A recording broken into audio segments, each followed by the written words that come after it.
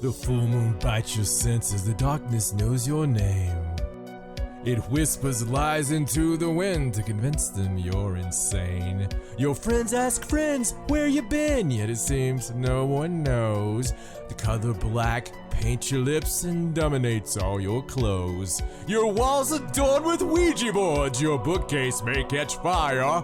From magic books and murder crooks, this fascination never tires. 'Cause somewhere not so long ago you woke and found the weird. Conspiracies and aliens, ancient demons, cults of fear. It's all more real than so-called news, it's everywhere you go. Thank God that John and Stacey welcomed you into the show. Welcome to the Paranormal Sideshow with your host, authors of Till Death and Beyond, John and Stacey Edwards of ParanormalSideshow.com. Hello and welcome to the Paranormal Sideshow. I'm your host, John Edwards, and joined as always by my lovely wife, Stacey. Hello. And I have to declare something. Oh, okay, right here on the show? Oh, yeah. Okay. Oh, yeah. Saqsaywaman. Saqsaywaman. What's that? It's my favorite place. I thought you were complimenting me. Yeah, what? I thought you were calling me a sexy woman. Oh. Saqsaywaman. Saqsaywaman. I was wondering why you're using such a weird accent. Oh, no. That does sound like that. In a really horribly racist way, but it still sounds that way.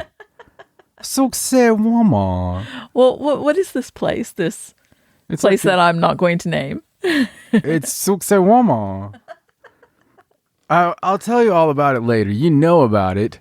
It's the place where things that shouldn't fit do, like our bedroom. Oh, I see. It's wow. Hello, everybody. It's us. We're back. We're here. We've got all kinds of cool stuff to tell you. Oh my God, Becky. Would you look at the size of their news? We've got so much going on. And I'm just going to get right to it. Okay, so here's the deal, Pickles. We've got some new content coming in, and it's going to be a lot of content. It's going to be a lot of content. I'm just going to chain Stacey's leg to the table and have at it, because we're also doing another show that's already in full production, and that's on my wrestling end of things. And it's a daily show. So if anybody out there likes wrestling or just likes me and thinks, gee, you know what? That John, he's a swell guy and he makes me laugh and feel odd in particular places.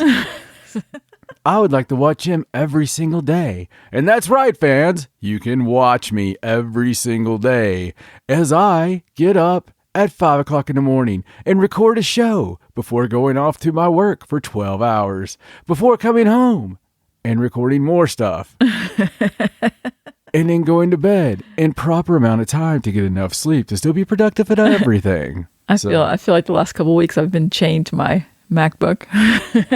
Well, it could be worse. It could be worse. You could be chained to a crap computer, trying to figure out how to make it all go. At least I'll buy you the nice stuff. That's right.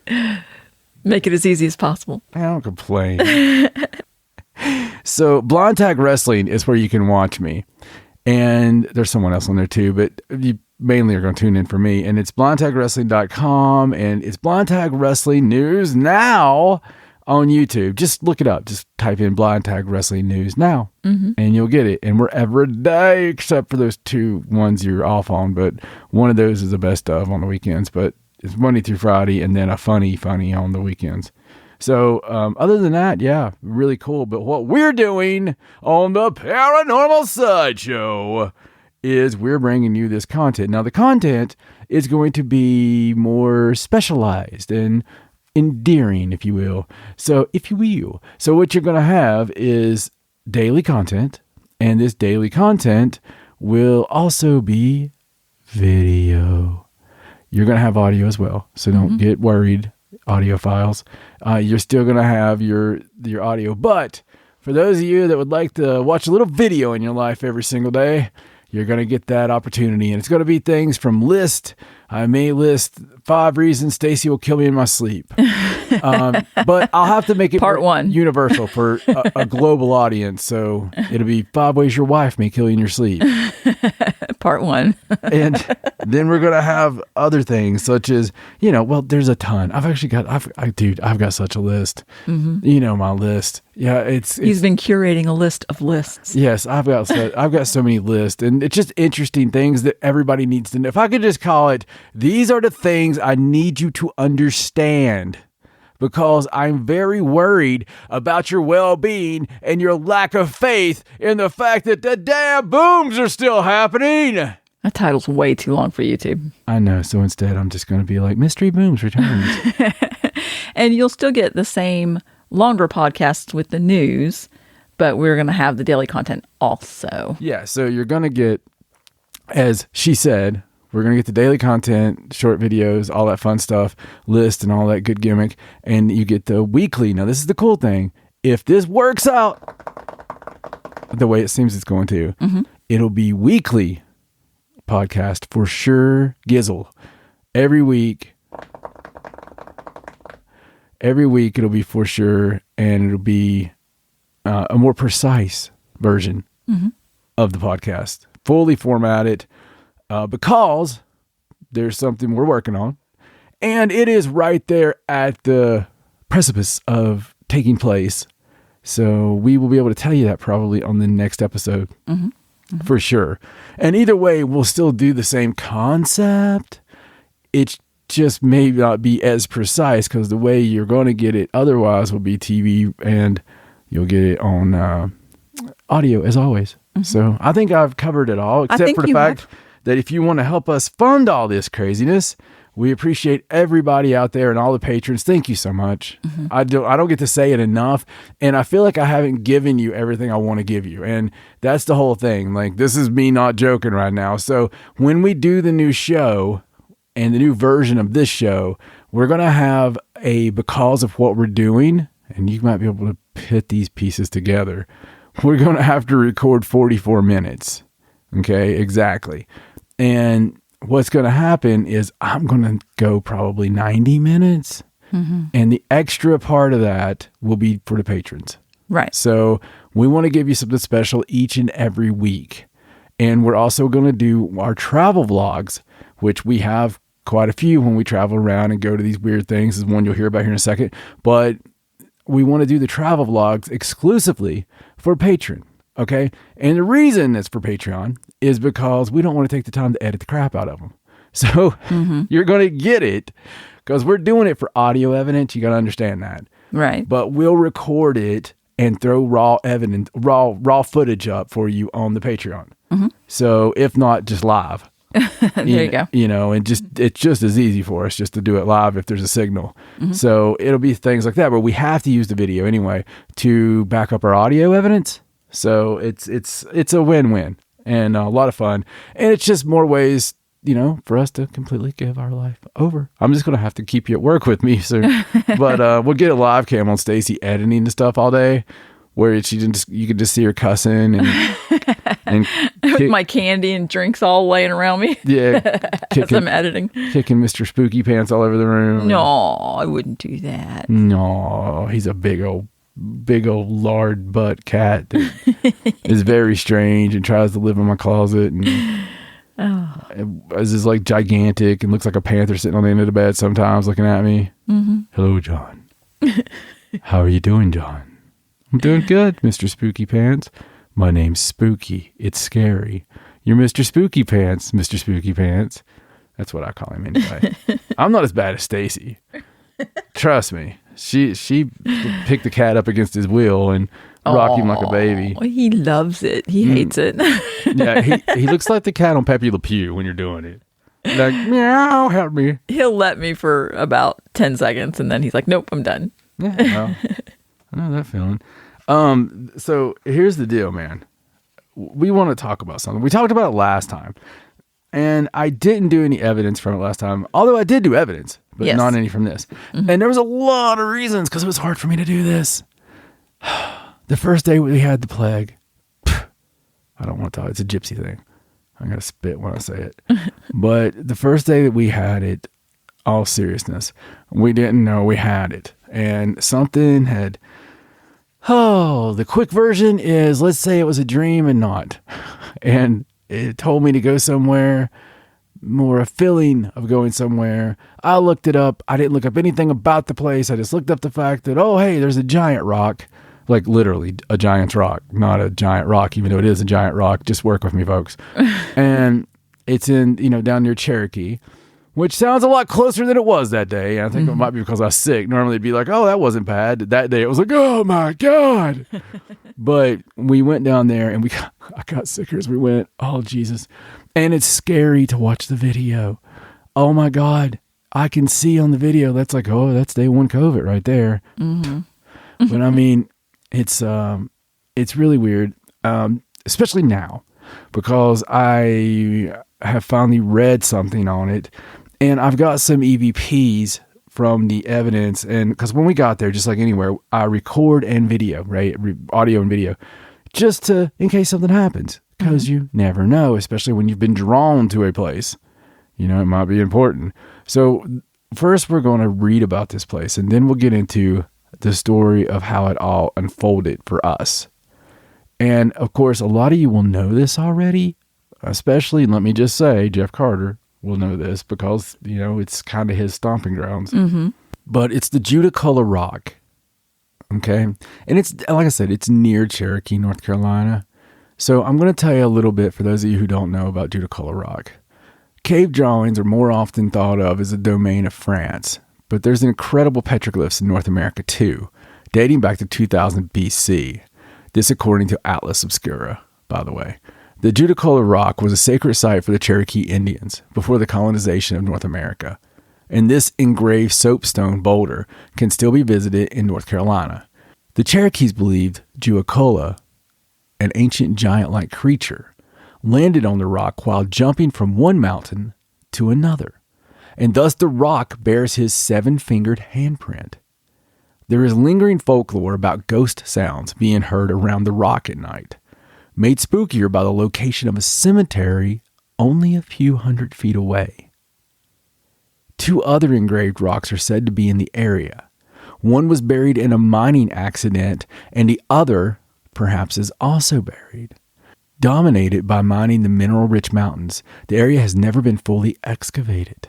In a limited dig, archaeologists found quarry tools nearby and have speculated that the soapstone rock could have been engraved around the time that soapstone bowls are dated to, either between 3000 to 2000 BC or around 200 BC, which is a very odd, large, gigantic difference. It's a big difference. Dude, come on now. They can't date it any closer than that. Either 200 to 3000. Oh my God. Oh my God.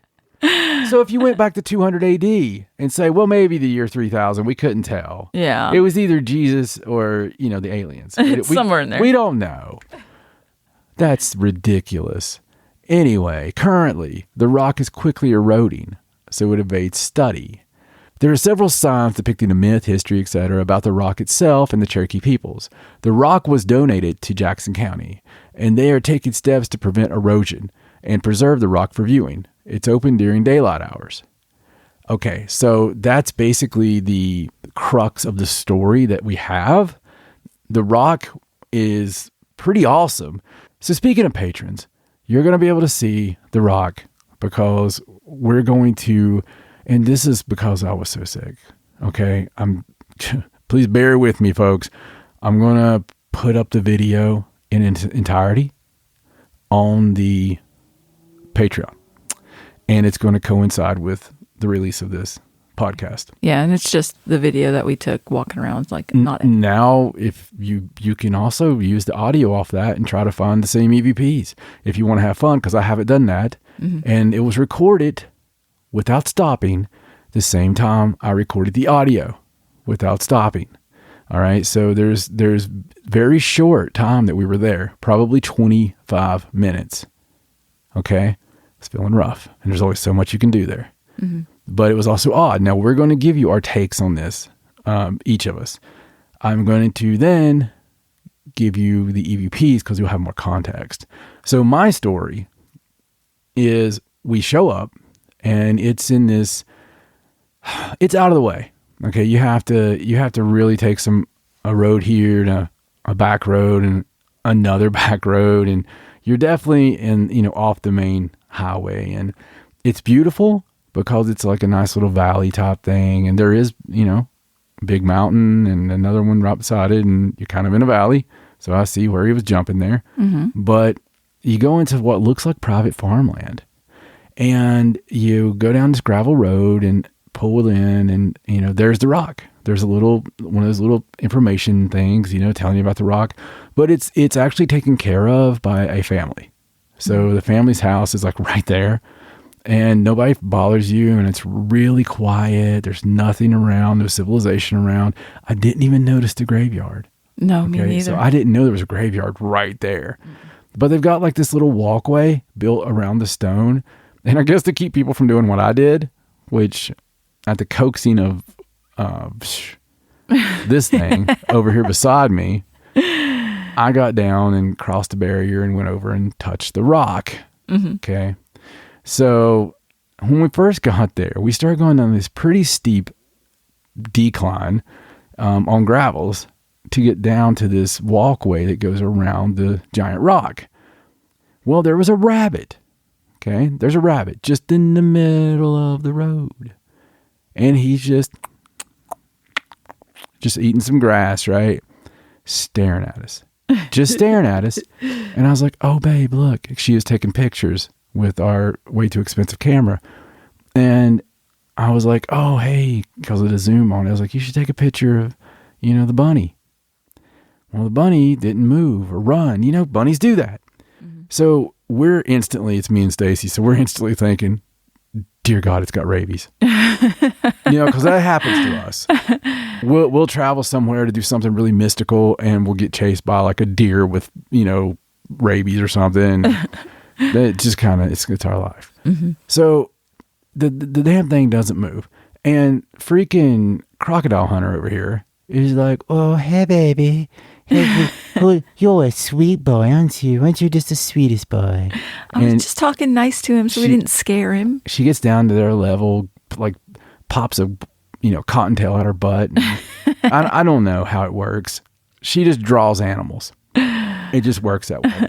And I stand there trying not to move because animals are all terrified of me. So anyway, it really doesn't move. And we get closer to it. And I just felt like this thing was saying something. I think I put it over too. I was like, it's talking. So anyway, we go down past this thing. And I'll save the suspense. The rabbit, we call it an EVP as soon as we got out of the car. And we called EVPs that seemingly came from the rabbit when we're talking to the rabbit. From the area of the rabbit. From the area associated with the rabbit. They were loading up the crazy van, Yeah. And they were like, and they had to pull it back out. But from the area associated with the rabbit, and it doesn't make a lot of sense. It says something, but it's like, mm-hmm. And you got to remember, we're outside away from everything. There's no anything that could be doing super this. Quiet. It's not traffic or anything. The only thing is birds, all right? But there's nothing else talking, and we've got this on video too. Mm-hmm. So we go down and we start reading the stuff about it and about the other rocks. And I was like, oh, hey, there's the other ones I was supposed to go to. It was just getting late today, and I was getting sicker and sicker and sicker. So we get another thing there, another EVP. And I go down and touch the rock. Well, right when she tells me to touch the rock and the 7-finger handprint, mm-hmm. Right when I do that, there's this gigantic bang on the wooden structure that we're standing on. Yeah. It's this gigantic bang. Yep. And we capture it. Yeah, because I said, point out the handprint, like put your hand in it. And as soon as he touched it, it was like, boom. And we were like, oh, okay. Yeah. I was like, hey-oh. Maybe we shouldn't have done that. Yeah, sorry about that. But it did say something else too then. Mm-hmm. But when we're leaving, the damn rabbit talks again. I mean, really. He was there when we left. He was still there. He was still there, like watching, guarding. And when we're getting in the vehicle, now this is kind of strange. For other reasons, this is strange because of some other things going on with us and that have been going on with us for quite a while. Stacey sees something in the trees that only Stacey sees. Yeah, we weren't recording it this time because we were getting in the car to leave. Now, for you guys that have been listening to us for over a decade, you realize Stacey doesn't see anything. Okay? So when Stacey sees, it's apocalyptic. You know, that's my cue. She's like, oh, hey, I seen something. What? I was trying to just tell me in a minute. So that's just how that works. And I've been making fun of this thing on a video channel we love watching on YouTube, Mr. BB333. She doesn't love watching it, but I watch it daily because he does get some pretty good content and he goes really deep into stuff and he's got a pleasant voice. So I'll listen to it and watch him daily. And he's had somebody started sending in videos like in May of this leaf on a tree. And the leaf is doing this uncanny stuff. Like it's just boom, boom, boom, boom, boom, boom, boom, boom. And all the other leaves are not moving. Okay? Right. It's like the one leaf is waving. Yeah. So it did that it's still doing it. Until the leaves fall off the tree, it's going to be doing it. And if it does it on the ground, then I don't know what to do. But the damn thing's still doing it. Okay. And they've went all the way around this thing. There's no strings. There's no nothing. It's just doing it. Still yet I make fun of it. I still do. Because it's a freaking leaf on a tree. Okay. We've all seen leaves shake at one time or another. Maybe there's something causing it. I don't know. I believe trees are alive. Hell, I believe people can be reincarnated in the trees. So I don't know. It is what it is. But there's been other ones. There's been other trees that are doing this. Not a million that we know of. I mean, there's a lot of trees out there. Right. But it's been doing it. And now there's been a video surface of a leaf in England where these girls are videoing out in a park and this leaf's just going everywhere. And they've tried debunking it and lightening the video and darkening the video and all this stuff. But this leaf is just like alive, dude. It's the only one moving. It's the only one moving. And I have to admit, this video is either real or it's the most elaborate Hollywood level high dollar fake I've ever seen. Right. Okay. It's really good. It's really good. And you can find that, seriously, all of you can find it. Go to Mr. BB333 on YouTube. You'll get addicted. It's like if you go to Suspicious Observers, that's another one I watch every single day about the sun. And Suspect Sky is the best UFO one, but he only puts out videos like once every eon, but they're always good. Right. And they're always like 30 minutes. So there you go. It's 3 of the 100 I'll watch. But anyway, I was looking directly at the tree. Like I was sitting there waiting for us to pull off. And I was looking directly at it for no particular reason. It was just out the window. And the branch moved and there was not a single thing in that tree. There was no reason for that branch to move. Like there was no animals. There was no birds. Clearly just moved. And I was like, that tree's waving at me. And he was like, okay, time to go. Time to go. How does your story differ from mine on when we got there, feeling wise, or what you saw, what your memories are? It's pretty much the same as yours. It was a really odd feeling when you first get there. I don't know if that's from it being so secluded. Secluded's not really the right word, but just sort of out in the middle of nowhere, where there's not a good word. Really a lot of people around. It was very quiet, but there was just this odd feeling, sort of like you get when you go to a very active location. There's just that different feeling, and it kind of felt like that. I call it ominous. I suppose ominous would be about right. And it wasn't kind of thing that went away. Like it wasn't uncomfortable. I mean, it was beautiful. No, I was never scared. No, we walked down. The rabbit was adorable. Got some good pictures. I'll tell you what I felt. What's that? I felt I was being watched. Maybe that's what it is. Maybe that was the feeling. It was the exact feeling I get when I'm at a location and I know there's a spirit looking at me. And I just know it because I've been told. I just know there's a spirit looking at you. Right. It's that feeling, or the feeling I get when somebody's looking out a window at me. And that does pretty accurately describe it. Kind of gives you that weird feeling, but it's not scary. I mean, the place is beautiful. There's absolutely no reason why you should feel that ominous feeling. It's not illegal to be there. Right. We're there at midday. Everything should be fine. Right. And there's nothing threatening around, but for some reason you just have that behind you feeling, I guess. The feeling. Okay, two feelings here. The feeling of being watched and the feeling of going up steps. Yeah, like something's following you. Following up steps. Yeah, exactly. And then, of course, we started having the weird things happen with the knocks and things like that. There was 2 giant knocks. Yeah. And one of them did seem angry. I will admit. That one seemed angry. It was too heavy. Right. And it was too right on time. But it's being protective possibly. Perhaps. Of the stone. Perhaps. But I definitely want to go back. Oh, yeah. When we're feeling better. But I want to hit all 3. And yeah, I want to do I want to go early and do the whole round trip in one day and see everything related to it. Yeah. So we're going to get to the EVPs now.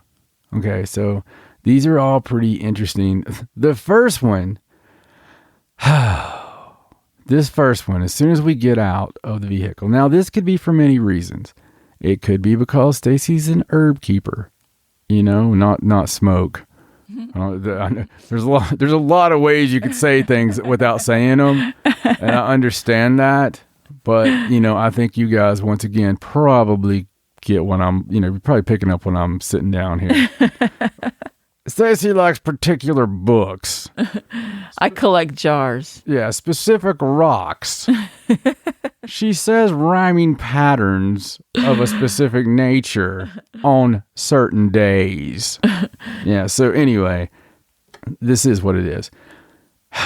2 minutes and 12 seconds after I started recording, I catch, as we're out of the vehicle, and we're walking toward the sign, "We need your wife." And that was why we were walking that way. Dude, it's clear as Alexander Graham Bell. We need your wife. And you got to understand the quality of these EVPs. You're outside, okay? I'm carrying the recorder. It is what it is. There's wind, there's birds, there's gravel sounds. Right, because we're walking. But we need your wife. So tell me what you think, Comment. Let us know. What do you think about it? Here it is.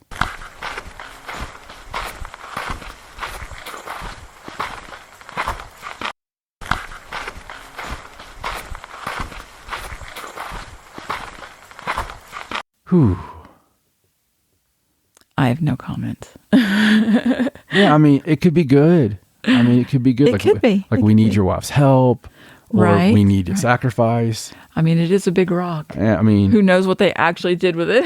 Yeah. A lot of markings on it. Claw mark. So don't drop the soapstone. So this next one, I've got to denote it coming from the rabbit. I'm so sorry. But I don't know what it says. Right. It's a couple of words, okay? And I don't want to put that into you. So I definitely need you to comment on this. This one is, like I said, there's 2 words here. Stacey will play it a couple times. Take a picture.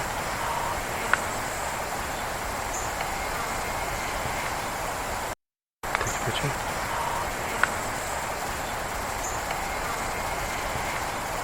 Okay, I'm not giving you all these. There was 9 selections that I had.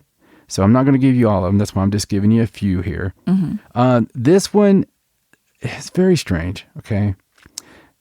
I'm talking about Stacey's talking about the rabbit not running off. We're over on the wooden structure. Mm-hmm. And Stacey says something about the rabbit not running off. And soon right thereafter, something says, his choice. The rabbit's really weird. He didn't run from us or anything. He can tell. The rabbit's really weird. He didn't run from us or anything. He can tell. All right, so here's the fun part. 14 minutes, 31 seconds. By that point, the girl had talked me into going down and doing the crazy thing. Yes, and if you are on the Patreon and you watch the video, you'll hear him talking under his breath as he goes around the barricade there to to get to the rock. I couldn't go. I was wearing a dress. Yeah. So 14 minutes, 31 seconds.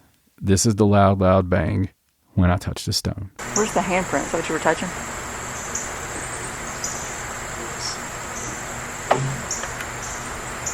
Did you hear that? I did. Where's the handprint? Is that what you were touching?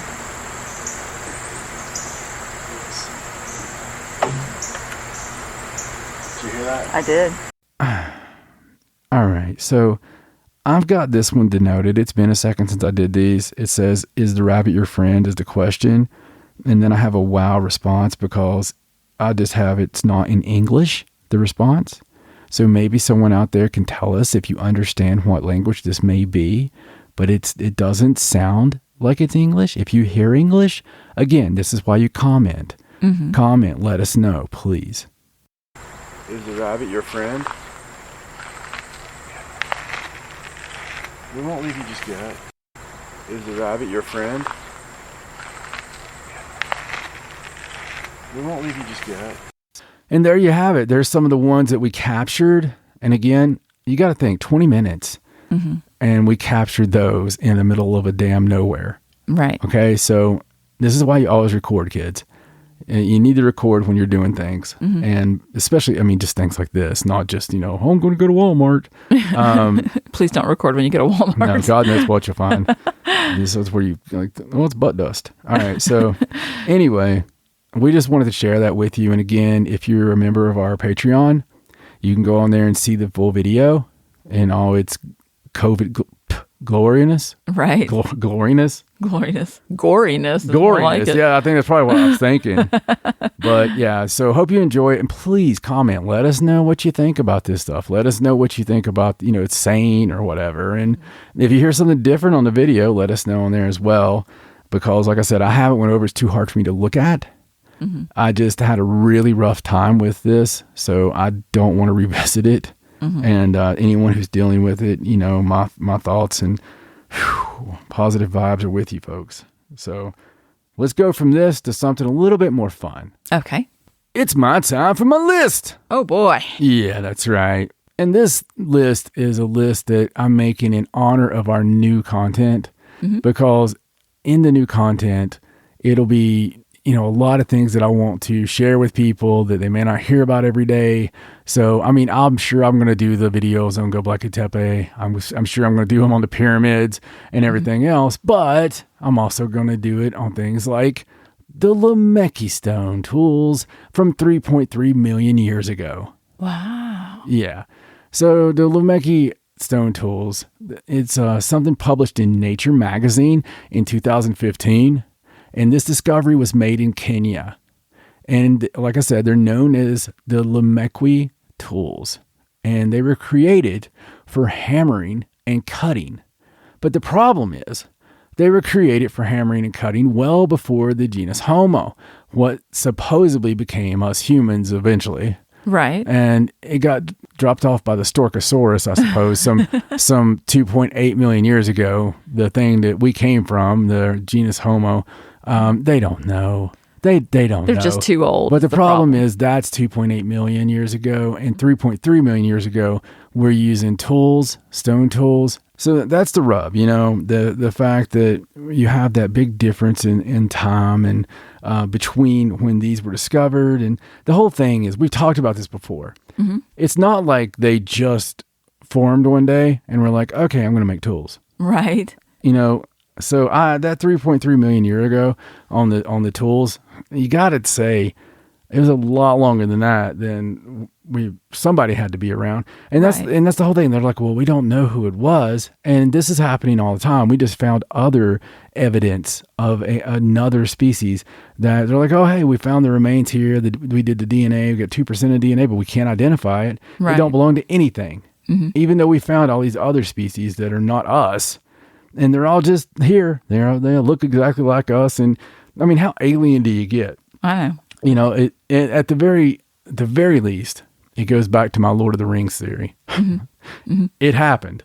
You know what I'm saying? Right. It's just so nuts. You go back 3 million years when we're at 2000 right now. Right. And again, I always talk about how far back you can go and actually know what accurately happened. And you can't even go back 2000 and accurately know. And that's what's so nuts about it. Mm-hmm. Yeah, and that long ago, I mean, there could have been all kinds of things that just aren't around anymore. It kills me because of things like the, Library of Alexandria and what kind of knowledge we lost that was in there. I mean, there's a lot of rumors that a lot of that was taken before that ever happened, and it never actually happened the way they said anyway. And so that wouldn't surprise me a bit that some of that knowledge is there. But regardless, we lost it. We lost access to it. Well, if something were to happen with our civilization now, 3 million years from now, there wouldn't be a single trace of anything that we have now. Unless they foresaw that and started making everything out of stone. Right. Because somebody smart could have done that, and they would still be around, and maybe all kinds of tunnels and everything. The problem is the people who control us right now don't let us in the tunnels. They don't let us, for all intents and purposes, we should have the Egyptian area off, to visitors, everything excavated, everything just pulled back, go in, find these tunnels, find these passages, but that doesn't happen. Why in the world would they ever keep you away from something? And only because they don't want you to see what it says or see what it represents or see what was used there. One of the most interesting things I've watched recently was I watched a group of scientists trying to figure out, how ancient people did these cave drawings 40,000, 50,000 years ago. And they were wanting to go in there by the light that they had. So they made torches and they made fireplaces made with what they could have used at the time. They only used what they found in the cave to make these, like the same kind of grease, the same kind of this, same kind of that. And in doing that, it was too much. It was just like there wasn't enough light. It was almost painful, the burning. It was nasty. It didn't do what it should have done to be able to make the elaborate type paintings that were made. And, to really get around the way they do. I mean, they need all kinds of equipment and everything now to do this stuff, but yet it was inhabited for so long, so there was a lot of, and we'll get to one of my favorite things that I'm going to mention here in a minute, that's another one of those that's just an enigma wrapped in a mystery. So I love things when we get the tools that are, 3 million years old. It's ridiculous. Crazy. But the Venus of Holfels, I love this thing so much. I just love this so much. You'll have to see a picture of this later. Okay. It's a 2.5-inch sculpture of a human figure from 40,000 years ago. Wow. It's found in a mountain range in southern Germany. And according to an archaeologist that was interviewed by Smithsonian, quote, "You couldn't get more female than this," end quote. Now, the actual figure itself, they found it with a lot of other things. Right. But the figure itself is got this really little head, and it's got this real curvy body and the biggest breast you've ever seen. Of course. And I love how they try to stay scientific about it. Right. They're like, well, it's probably a fertility stone. No. That's what they always say. No. Some dude named Ukla had this thing in his fur pocket, and for lonely nights in the cave. I'm just telling you, I almost needed time alone when I watched it. It was just, and plus it's 2.5 inches, She's like, oh, translation. You don't have that stone sculpture in your pocket, do you? No, of course not. It's really funny looking, and a lot of those things, if you look back, they're so phallic, or it's like large breast and big penis statues. It's like they try to hide the stuff, or not point it out. Right. But people have always been people. That's the whole beauty of it. And another thing that pisses me off about you scientists and your bafflings. Another thing I was watching recently was talking about this area where they were perplexed because it was so old, and they found all these bone weapons, and they were upset because the bone weapons had individual carvings on each one, almost to denote they were that person's specific tool. And they were like, well, that can't be, because we weren't showing those signs yet as a species. Well, apparently we were, and it would make less sense to me if these people who had to have these weapons to live, to kill giant beavers and eat them, if you had to have this every day as part of your life, you don't want, Elroy here beside you to get yours You want to put a big, John on it. I mean, it's going to have some kind of picture. Mine would have a giant penis. I would just draw a giant penis with horns and a smile. Nobody would take your tool. Yeah, they'd be like, "Oh, hey, no, that's that, let's not take that one. That's that giant penis guy." And so that's just the kind of stuff that makes me mad, because they use finality in too much stuff. They use certain, and that's why they have to change. That's why they have to change history books. You wouldn't have to change them if you put maybe, possibly, could be one of the oldest we have found so far. Right. Instead of the oldest. Oh, frickin' jagging. Anyway, so now we're going to get to something Stacey loves. Okay. So next is the Antikythera. That's how I pronounce it. It's that old computer. But the Antikythera mechanism, and for over 2,000 years, a shipwreck laid off the coast of the Greek island of Antikythera. Its hidden treasure slowly corroded by the Mediterranean. It wasn't until 1900 that sponge divers happened upon the loot and found there within a perplexing device of remarkable engineering. Though the divers had no idea how truly remarkable it was at the time, the device sat in a museum for 50 years before historians began to take a serious look at it. Known as the Antikythera mechanism and called a clockwork computer, this small bronze instrument is unique because it precedes any machine of comparable complexity by more than a millennia. Okay? The mechanism was built circa 200 BC, and with over 30 gears hidden behind its dials, it's easily the most advanced technological artifact of the pre-Christian period. Regarded as the first known analog computer, the mechanism can make precise calculations based on astronomical and mathematical principles developed by the ancient Greeks. Although its builder's identity and what it was doing aboard a ship remains mystery. Scientists have worked for centuries to piece together the mechanism's history. Somewhat surprisingly, most consider it unlikely that the Antikythera mechanism was a navigational tool. The harsh environment at sea would have presented danger to the instrument's delicate gears, and features such as eclipse predictions, and it's also unnecessary for navigation to have eclipse predictions. Right. The mechanism's small size, however, does suggest that it was designed for portability. According to some researchers and more plausible stories, that the mechanism was used to teach astronomy to those with little knowledge of the subject. The use of the instrument you would simply enter a date using a crank, and when the gears stop spinning, a wealth of information would appear at your fingertips. The positions of the sun, moon, planet, and stars, the lunar phase, the dates of the upcoming solar eclipses, the speed of the moon through the sky, and even the dates of the Olympic Games. Perhaps most impressively, the mechanism's calendar dial could compensate for the extra quarter day in the astronomical year by turning the scale back one day every 4 years. The Julian calendar, which was the first in the region to include leap years, was not introduced until decades after the instrument was built.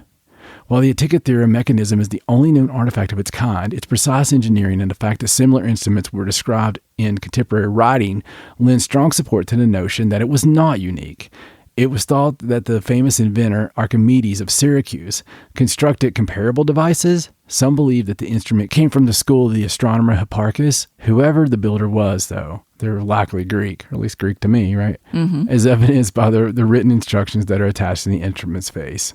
Today, the Antikythera mechanism is housed in the bronze collection of the National Archaeological Museum of Athens. A replica of the mechanism is also on view at the American Computer Museum in Montana. And what's crazy is when Jacques Cousteau made his last visit to the shipwreck in 1978, he found no additional pieces. Nevertheless, the device continues to reveal its secrets to researchers at the Antikythera Mechanism Research Project, an international effort supported by various universities and technological companies. Now, the whole thing about this, with all the stuff that it does, we only have a few minute surviving pieces of it. They're able to piece together the rest of it just, in this past year, they're still working on this. This past year, they have found a lot of things and finally had some breakthroughs on how, we think maybe this is how they build it and all this stuff. Think about that. They're still having a hard time figuring out how to do it. Well, the thing was really corroded. Like I watched a documentary on it years ago before they even knew exactly what it did. Yeah. They just knew it was this amazing machine and that it was very complex. And it was, where it had been on the bottom of the ocean for so long, it was in horrible shape. So it's just taken them a really long time to piece it together. Yeah, I mean, it's really crazy. It really is. When you start looking into it, and I tell you, you need to really look into it. So it's funny because I was going to go and talk about Agartha, right? So Agartha is basically Hollow Earth. And I was going to talk about it because Shangri-La, Tibet, a story involving the Rorks of the 1920s.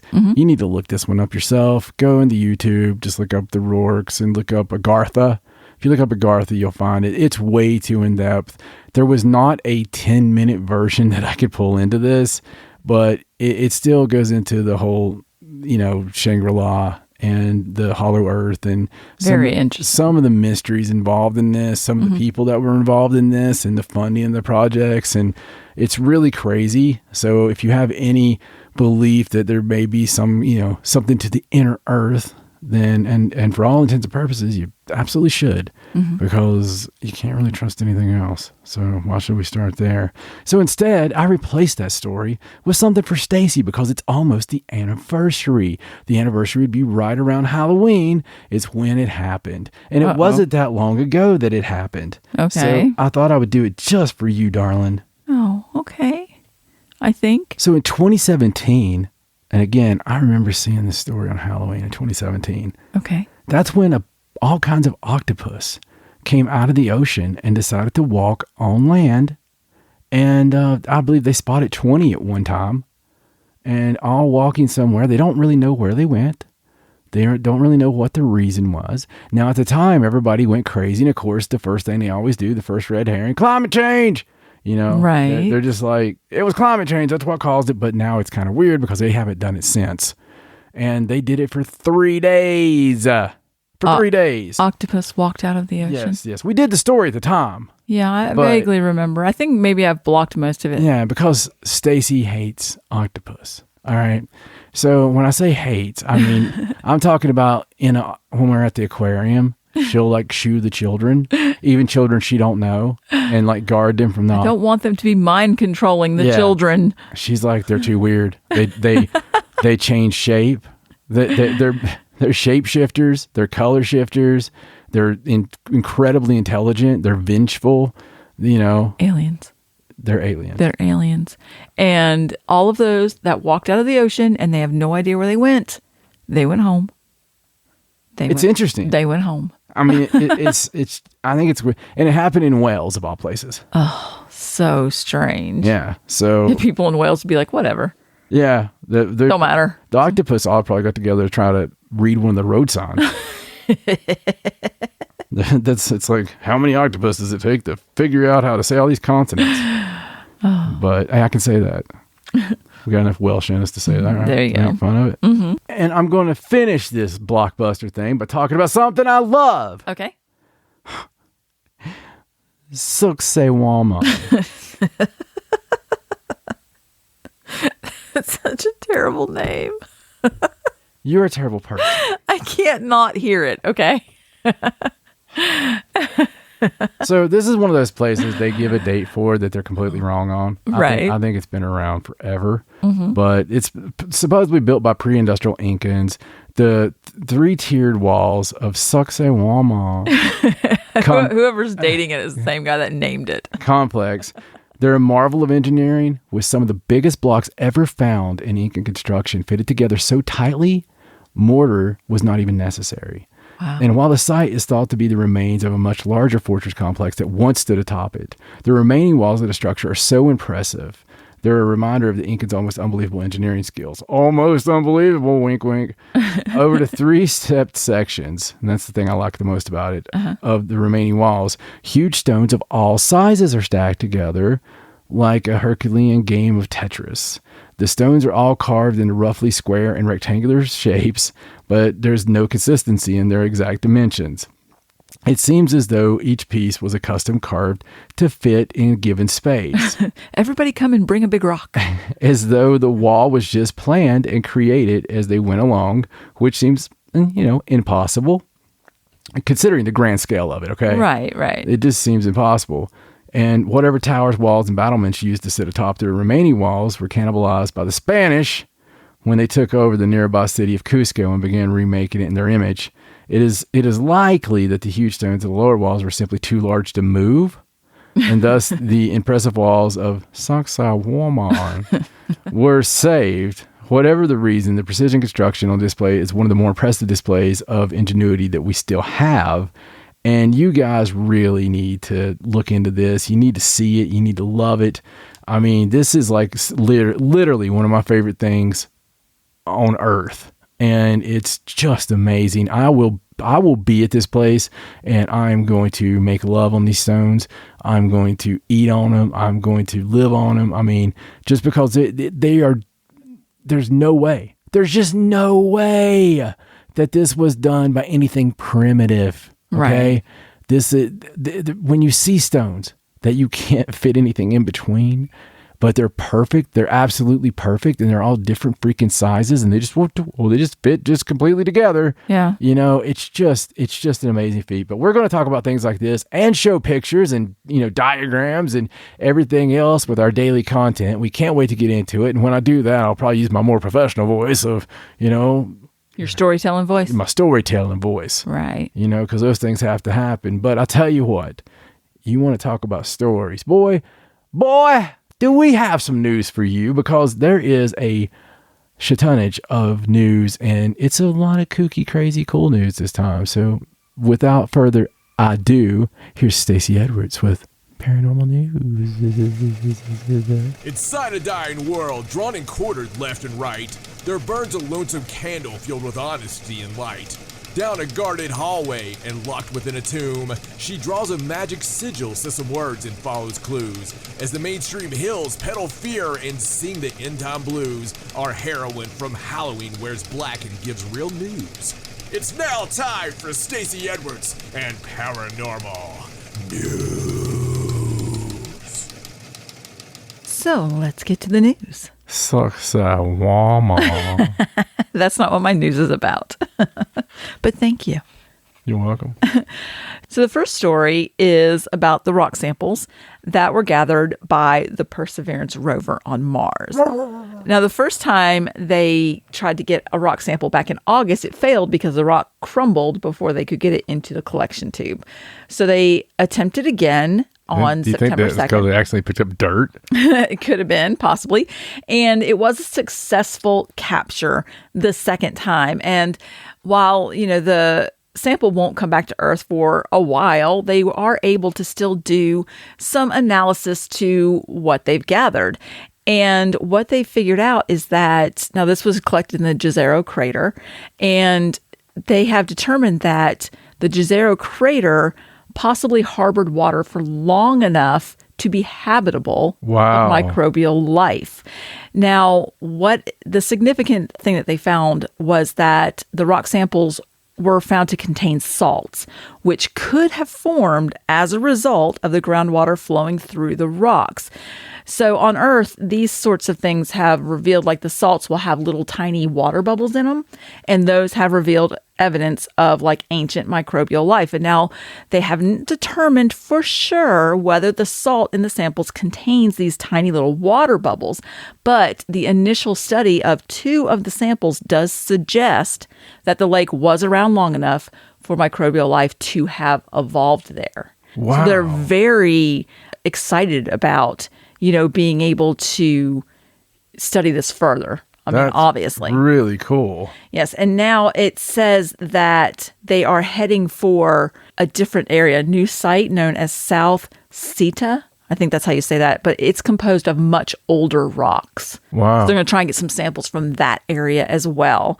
But, I mean, for That's the really first a big sample, breakthrough that they would say that, especially at this early stage, right? that they would actually go ahead. And so it had to be pretty definite what they were looking at. I would think so. Now, I mean, I know they're not going to have samples in hand, but Well, that was the whole thing. I didn't think we were going to be able to find out anything until they got back. Right. They kept that in the dark quite a bit. They were like, well, there may be something we can determine, but we don't really know how much. Which, Right. you know, they knew how much. right. And I right. always wondered that because, I mean, all it takes, like, it's a computer that reads blood or this or the contents of you know, metals when we take metals. And you know, all it is a computer that, you know, takes it and looks at, was it laser ablation or whatever it's called, and it can look at it and say, oh yeah, that's 412,000 years old, and it came from Wyoming. Right. On a tick's ass. They always know all this stuff. Exactly, So exactly where it was from, yeah. Yeah, it's just, with ones and zeros, we should be able to have the same stuff up there and be able to tell us. I bet they do. I really do. I bet they got a lot more on that thing than we know about. I'm sure they do. And, they did know that there was a lake there in that crater, a long time ago. Right, of course. But they didn't know how long it had been there. And, of course, they could get the samples back in hand, and there may not be any water bubbles in the salts, and maybe it's nothing. Yeah. But for them to say that it suggests that, I think that means they've seen something pretty significant. I don't think they would have said it. I don't think they would have. I really don't, because they try to be really careful. They don't want to be. They don't get your hopes up. Yeah, they don't want to be the ones that say something like that. And that's a big one, because if true, if you could dodge a wrench, you could dodge a ball. Right. If true, that's big. That is big. That's big. Can you imagine with all the stuff that we've had happen, and they're like, oh yeah, hey, UFOs are real, and I have to keep going back to that. And we're from Mars. Surprise! I just have to keep going back to that. But with all the things that have happened, and there's been so much that we never thought we would see, right? The whole world's different. The whole entire damn world's different. And we never thought that a lot of things that we've seen would happen. Can you imagine, though, as disenchanted and docile as everybody's become to everything, the news cycle we talk about all the time, how, 24 hours, it's all gone. And I still think that if the news story comes out and they're like, we found microbial life. No, I'm serious. We found, it could be an amoeba. It doesn't matter. Right. That's life. That is life outside of Earth. That is actual life out there. And if it can be on Mars, then it's everywhere. Well, and that's how they say we started, evolution and all that. Well, so. Right. And we already know. Right. We already know we were on Mars. We are. I think it's one of those things that's just really, really known and accepted, even by scientists. Right. They don't want to say, even though it's so obvious, because it's to the point. It's like the cop that showed up to Nicole Brown's murder scene. There's OJ. There's one glove on and one glove over there. There's a, I'm just saying. Right. Everything's real obvious. But, still yet nobody is able to do anything Nobody or say can anything definite. because you don't have that inaction or whatever. And to me, the asteroid field, that makes no sense. Right. And Mars, the way that the atmosphere was sucked right off of Mars, it seems like to me. And everything, there's pyramid structures there. Listen, rocks just don't grow that way. There's things there. Right. And there's a lot of signs that point to that we don't belong here. There's a lot of signs that like even our physiological structure doesn't really belong here. And, hence the reason that some of our hard times we have with gravitational pulls here and stuff, like there's some studies I've seen that make it seem somewhat like maybe we are not native to here. And of course we messed up some things like dinosaurs. I don't know. Right. Good chance of all that, but it's just weird when you take all that away, when we actually hear in our lifetime, we found or just imagine how beautiful it'd be if they found something like some kind of caterpillar or something, but something we've never seen. Right. Something really we've never seen. It really looks completely different. We would all love it to be like something little furry, like something like that, like some kind of rat type thing, but we've never seen before. Right. That would be really cool. It'd be like that Star Trek episode where they found the little fuzzy balls and they just multiplied. No, and I can't believe you don't know the name of those. You know what? I'm getting a new co-host, y'all. We're doing a science. I want to call them like Trixies or something, but that's not right. Trixies. What are they called? That was the little hooker cousins. They came out in little bikinis, like with stilettos. What are they called? Tribbles. So I was close. No, you're not. No, Trixies and Tribbles are not close. I knew it started with a T. I didn't watch Star Trek. This is the easy way. The Trouble with Tribbles. Yeah, I know. See, I knew trouble. That's why I got Trixies. No idea. Anyway. All right. So, shall we move on? Sure, you ruined my whole. I had this beautiful thought in my head, and all of a sudden, I got like these hoary little like reproducing fur balls that Kirk would have still totally slept with. He would have. Oh, wow.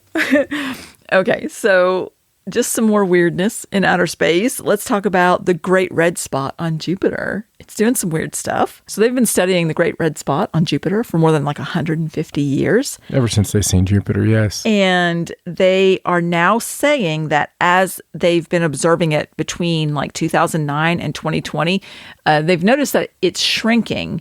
But the weird thing is that the wind speed is increasing. Mm-hmm. And they have no idea why. I mean, it's just this huge storm.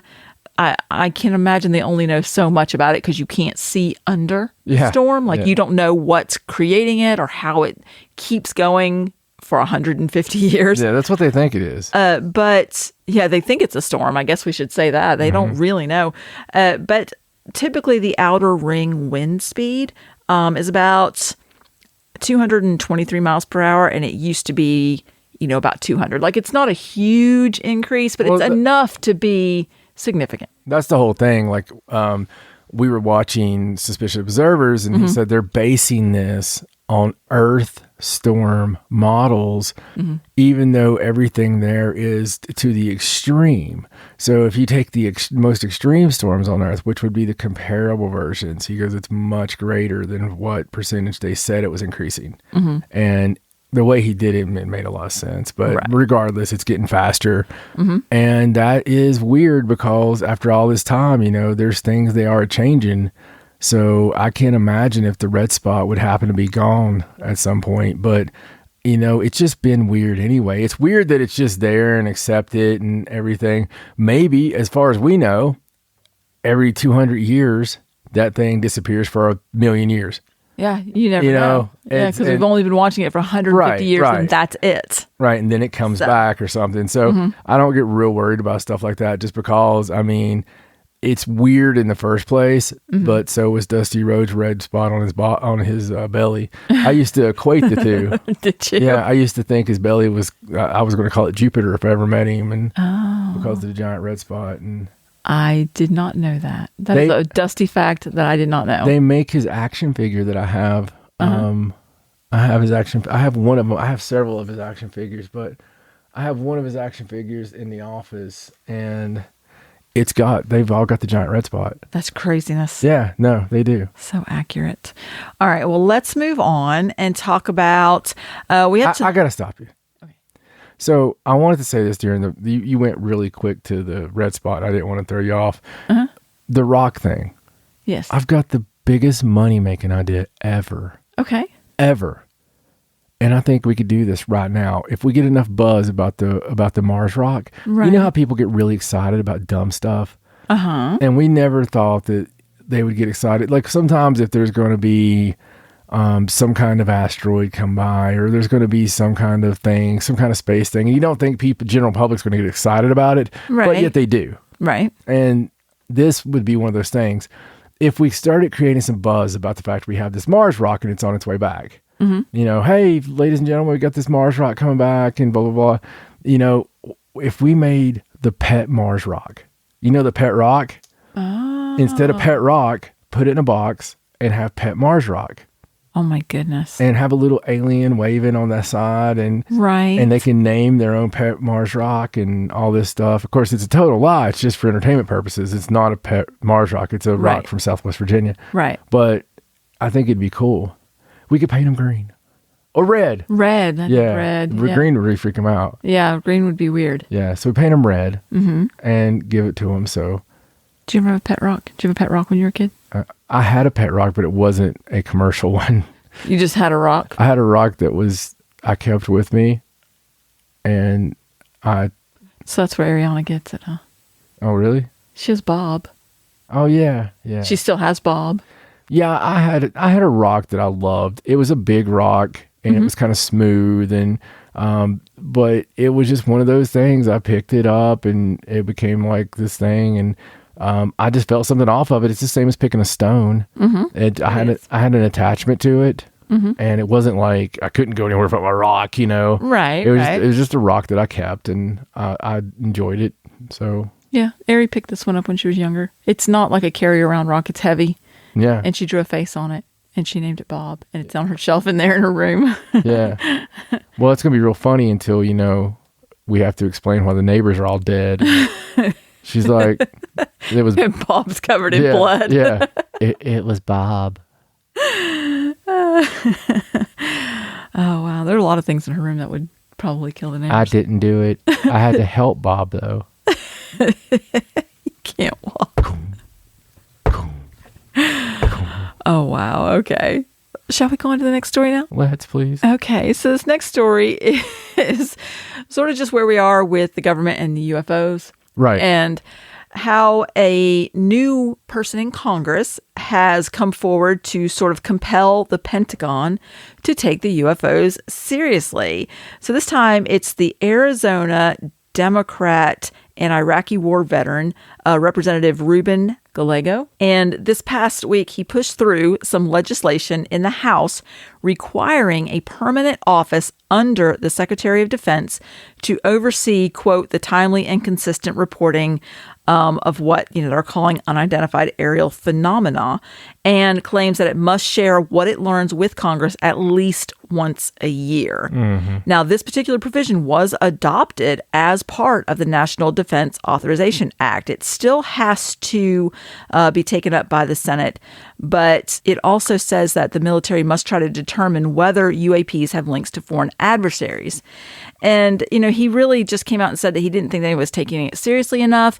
The Deputy Defense Secretary, Kathleen Hicks, has said things like, we need to develop a plan to formalize the reporting. And, they sort of just been doing whatever they had to do. Right. To make it look like they were, forwarding this particular research. To make it look like they're paying for their phony baloney jobs. Right. And so they did the temporary, UAP task force, right. And, that's supposed to develop the processes and procedures. And this would sort of take that over and hopefully make more of he wants it to be a permanent position that had access to all of the military records, anything that even spies would have, or any kind of data that could relate to unidentified aerial phenomena. Now, a lot of people don't think that this effort is going to make any kind of serious inroads, just because if the new office isn't given a proper authority level, like clearance, security clearance, they're not going to be able to get all of this information that they're going to need to do what he wants it to do. Right. I think I read somewhere that it would have to be somebody that was at least 4 stars to be able to have access to all of that. And for somebody to be appointed, it would not be its own office. It would have to be underneath some other kind of defense place.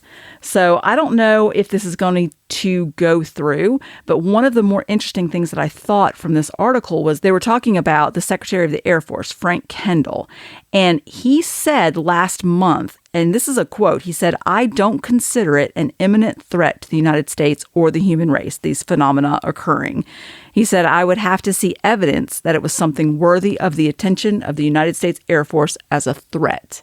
Jesus. So he doesn't think that things flying around our military, doing things that we have no idea how they do it, we don't know where they come from, we can't catch them or even figure out where they go when they leave, and that's not a threat. Yeah, that's his opinion. Right, that's his opinion. That's what he says, because he already knows what they flipping are. Yeah, exactly. I mean, that's what I thought. That's the only reason you would say something like that. It's just BS, more BS malarkey that they always give us, because they lie. They're all liars. If anybody in that area or part of that is listening right now, you're a liar. You are a liar. You are a traitor to your country, to the people in your country.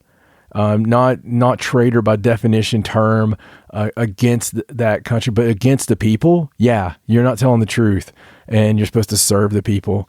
You know, that's how you guys get paid is taxes and tax dollars and everything else. And it's just ridiculous. It's absolutely ridiculous. I would be ashamed to be a person. I don't care if I had 14 stars. I would be ashamed to actually go to bed at night, to ever be seen with anybody, if I had secrets, if I knew about the secrets of the universe and I took those to my grave, that I didn't want to share what I knew and the things we're doing with these things. Because you know what? You came out already, and it's no longer craziness or woo or whatever you want to say, or all the words and everything's you've attached to this. It's no longer that. Okay. It changed the game when they came out and they said, oh, we don't know. We have no idea what these are. They're maneuvering in ways that we don't have anything that can maneuver like that. Well, hey, guess what? Ding, ding, ding. You want to take the quiz? Guess who the big superpower, evil empire actually is? I can give you 3 guesses, and none of those guesses have anything else to do with anybody but us, because the deal is we've got the tightest military. We've got the biggest military. We've got, the highest technology. Even the biggest tech giants, they're all based with us, even if they build in other countries. No matter who it is, no matter which company it is, they're all based out of here. And, the ones that aren't, we still are in bed with. We know what they make. And what kind of intelligence would we have if we didn't? Even putting that thought out there is stupid. It's just stupid. There's no better word for it than stupid, because you would know. You would already know. It's not like Wonder Woman's invisible jets up there. Right. Exactly. I mean, it's crazy to me. It's ludicrous that we allow these things to be said, that we allow it to happen, and we allow things to come and go, like giving us some BS report where they're like, oh, well, we can't identify it, but I don't know. I mean, it just comes and goes. It's so infuriating, because the very fact that you said that's real, that's real footage. It absolutely is real footage, and we don't know. And and in the footage, we have the ones with like pyramids. We have. I mean, it's not just a little light that looks like a star going across. We have like the pyramid ones. We have the crazy ones, and drop it on a dime and go in the other direction. Right. That would make a human being explode. Flying into the ocean. It's impossible. It's impossible, but the impossible is obviously possible. And, that's why we need to know. Is that a threat? Well, obviously not if we have some kind of treaty with them, right? Right. That's not a threat. Or if there's some, being that you think we're not ready to hear, maybe it's something, maybe the religious, are right. Maybe it's angels and all about it. Well, that would be even worse if you didn't tell people, It's like, I'm sure there's a bunch of atheists out there that would love to know, It's just ridiculous to me. It's infuriating, I guess, to hear this stuff, and where we go in circles. We just go in circles, and all of a sudden they give us a little sliver going, well, we're going to look at this. We're going to spend $14 billion to go here and try to see if we can find life. It'll take 10 years. When the life is here. Right. It's already here. It's just stupid. I agree. My favorite thing is when you read and they're like, well, 95% of these things can be identified as something just normal. Yeah, that's not 100%. Right.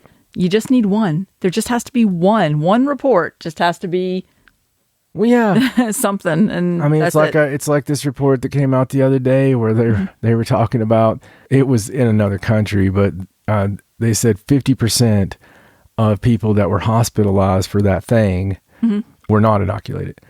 And it's like, yeah. There's another 50% there. Yeah, what about that other 50%? Yeah, I mean, is that not crazy? It's all in how you present the information. I'll give you the exact number. It was 53%, okay?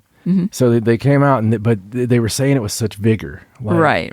Like 53% of the people are not. I'm thinking, dude, I would have thought that one out a little bit better. Yeah, this is not a good argument. Yeah, no, not. I wouldn't have used the percentages. Yeah, right. Maybe the numbers.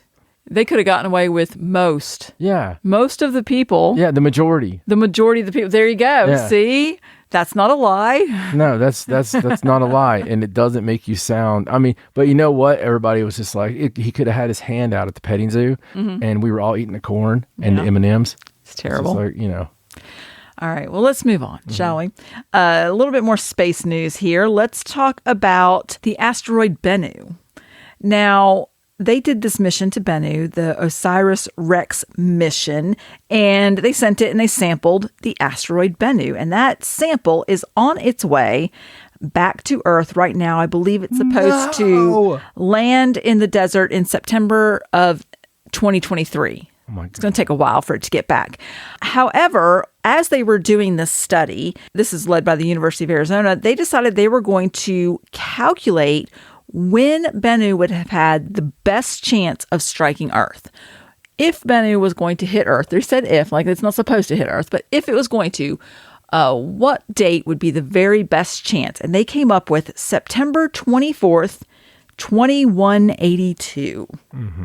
That is the date that if it's going to hit Earth, that's the date it would hit. Now, that really depends largely on a date in 2135 when Bennu passes between the Earth and the Moon. They're not exactly sure what's going to happen because, you're going to get some gravitational fluctuations there. There is a chance that that date could change. They won't be around to make those calculations, but this is sort of just a guesstimate. And it was like this just interesting little study they did to decide if it was going to hit us, when it would. So there you go. If you're around on September 24th, you get frozen and you woke back up 2182. And I'm more worried You might about get what hit by happens in a Bennu. year. Yeah. Or 2 years. What happens in 2 years when that little piece of Bennu comes back? Because that's like the start of a zombie movie, man. Oh, I'm sure. It lands in the desert. Or the Trixies. Yeah, the Trixies. And this little, jackalope comes up to it sniffing and turns into like a zombie jackalope. And then it just downhill from there. Now, once the spacecraft brings the sample back, all of the machinery on it is still going to be functional. So they're trying to decide what else they could do with it after it drops off its payload. And one of the possible destinations, they believe, is that other asteroid that I'm terrified of, Apophis. The one that they thought was going to hit Earth, but have now said that it's just going to be a flyby. Not a fly into, just a flyby. Oh my goodness. I don't believe them. I still think it's going to hit us. Yeah. But, Crazy. All right. So speaking of NASA, they are taking applications for a simulated Martian expedition. They are going to do tests and they're going to get paid volunteers and have them live in simulated Mars, it's like domes like biodome. for a year. Yeah. An entire year. Yeah. That is a very long time. Now, there's a lot of people on the streets of East LA that would be... It's a 1,700 square foot Martian habitat created by a 3D printer, and it's inside a building at the Johnson Space Center in Houston. And they're going to do they'll have a simulated Martian exploration mission, complete with spacewalks, limited communications back home, restricted food and resources, and equipment failures. And the application process, it opened in August, but they're not looking for just anybody. You have got to have, the requirements are strict. You have to have a master's degree in some kind of science, like engineering, science, or math field, or you have to have pilot experience. Only American citizens or permanent U.S. residents are eligible. You have to be between 30 and 55 and in good physical health with no dietary issues and not prone to motion sickness. Yeah, you think? So they're looking for people that are very much like astronauts. Right. I believe that there was a test like this in Russia at one point. Yeah, they just used regular people and it didn't go very well. It ended badly. Comrade. This is where we're testing for new cosmonauts to go to live in Pluto. Yes, Pluto. And can we see them, please? That we would like to. Oh yes, just take a look through this monitor. And why is he making this sign that says help me. Well, our volunteers love to do that. They're very happy, though. They're so very happy. Well, now he's praying, it looks like. You've seen enough. Don't worry about it, comrade. They're fine. It's all. We give them plenty of vodka. It's funny because they're trying to really talk it up in this article, saying they talked to this one guy who said it could be incredible freedom for you to be away from the everyday pressures of life for an entire year. You could learn new things in that year's time. Do they put other like do you get to have sex? I mean, you're just in this dome with other volunteers. Dude, I don't know. They're totally missing the boat. Look, NASA probably has one of the lowest rated cable stations ever, where they show those nerds sitting around on the computers all day. Oh yeah. Until they actually show something cool, and then they take away from it real they quick. have plenty of cameras, right? They have all those cameras. Why not just do like the Big Brother? It's like, wouldn't that be awesome? Well, there's going to have to be cameras in this place. But how else are they going to let us watch it? Tell it? us a little bit about them, and it'd be really great. It'd be like, "Hi, I'm Eddie." And make them do like confessionals every day. I graduated from MIT in 1983. I'm very excited about being part of this, and I don't like talking, so I'm gonna stop talking now. My neighbor came outside yesterday, and I moved. Yeah, okay. I mean, it would be a little weird, probably, with the type of personalities we're getting, but that's why you throw in that one ringer. Right. You know? The one crazy person? Oh, you throw in the one guy. I'm Brett. Yeah. I'm not really sure why I'm here, man, but it's pretty gnarly. That one chick, what's that hoe's name? Amanda. Yeah. Amanda. I think she's got the hots for me. That one eye that looks straight was looking right at me. And that's the eye that doesn't work. Oh, so the one that moves around is like, it'd be a nightmare. But. Right. I'm really interested. I think the first one of these experiments, they're going to do 3 of them. It's supposed to be starting next year in the fall, and the food will be all ready to eat space food, and then whatever they can manage to grow, I guess, in their little dome. And they aren't planting any windows in the dome. So I'm really curious how much paperwork these people are going to have to sign before they go in to and how long they'll have to stand there. If the experiment fails, how long what do you have to go through before they let you out? Well, that's when they give you to Elon Musk, and he launches you in space in a car. And they're like, well, Jimmy decided that he wanted to go with the SpaceX branch. Yeah. And sorry, he can't do an interview right now. He's busy. That's him over there with his hand up, with the thumb up. In the spacesuit. Yeah, that's him. He's getting ready to go up right now. We'll see Jimmy here in a few years. Sure will. Oh, damn, we lost contact with Jimmy. This is sad. This is not good. Folks, we're really sorry, but we've lost contact with Jimmy. Something terrible's happened. Yeah, so. Oh, how funny. So speaking of going up into space, William Shatner is supposedly going to space on the next flight of Jeff Bezos's New Shepard spacecraft. The one that just sort of goes up and stays for a few minutes, comes back down. However, William Shatner is 90, so that would make him the oldest person to ever have gone to space. I just can't simply put into words how excited I am to be part of this. Now, it says neither Bezos or Shatner have officially confirmed that he's doing it, but he did mention it during the San Diego Comic-Con panel earlier this year. So I can't believe he's 90. I know. Isn't that crazy? Yeah, I'm going to be really sad when we lose William Shatner. He did tweet out a picture of himself, like, photoshopped in an astronaut suit. I'm assuming it was photoshopped, maybe not, I don't know. But speaking of people going into space, do you remember how we talked about Tom Cruise and him wanting to do that movie that they film in space?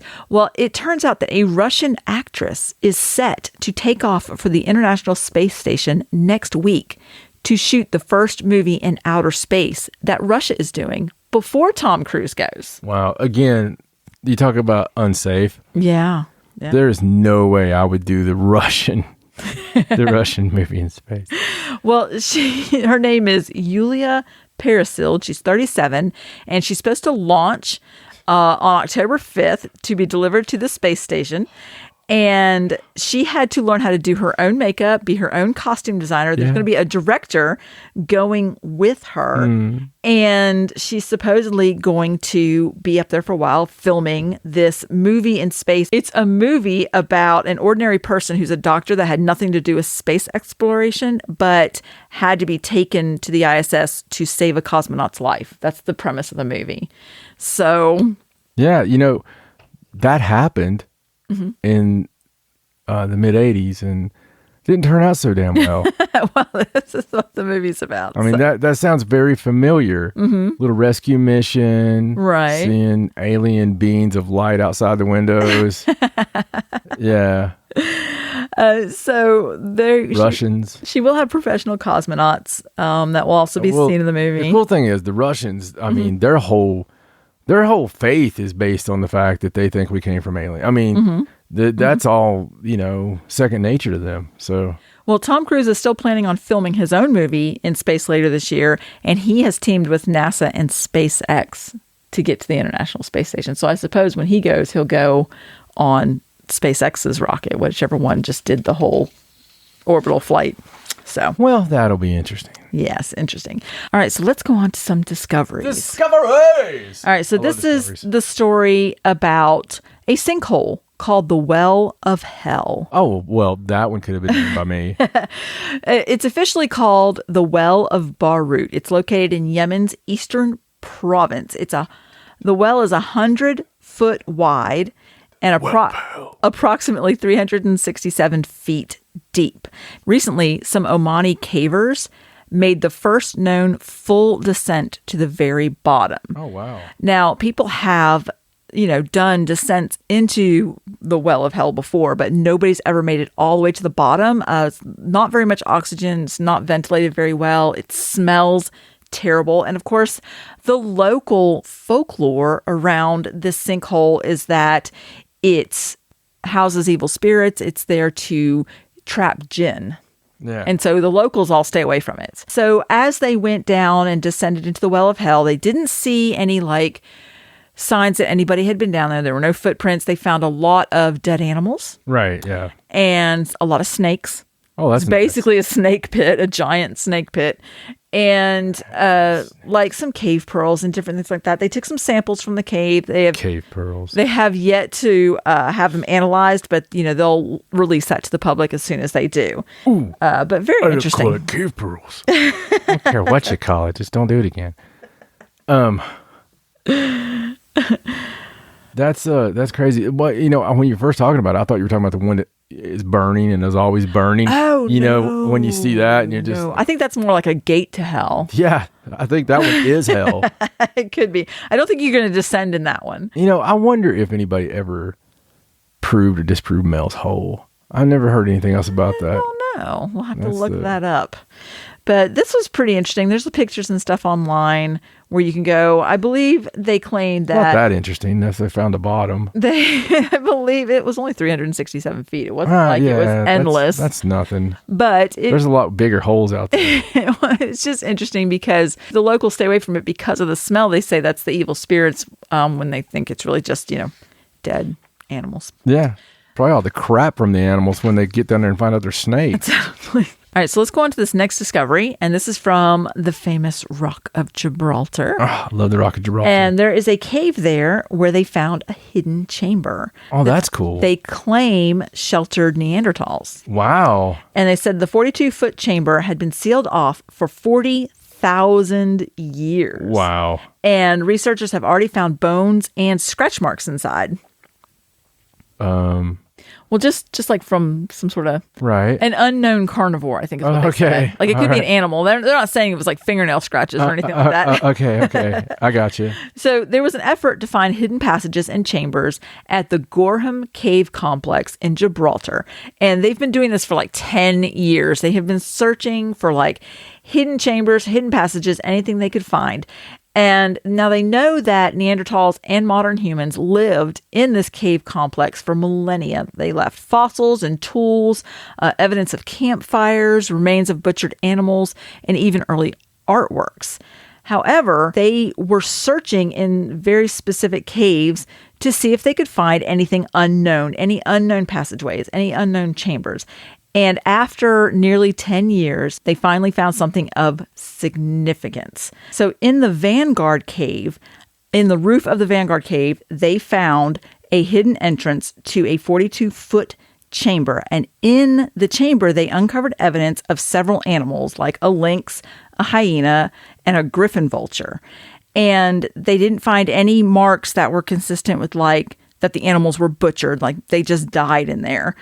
And they did find scratch marks on one of the cave walls, they say produced by a yet-to-be-identified carnivore. Oh, wow. Now, the most intriguing thing they found was a seashell, specifically a large dog whelk shell that was found in the chamber. And the reason that is weird is because whelks aren't capable of rock climbing.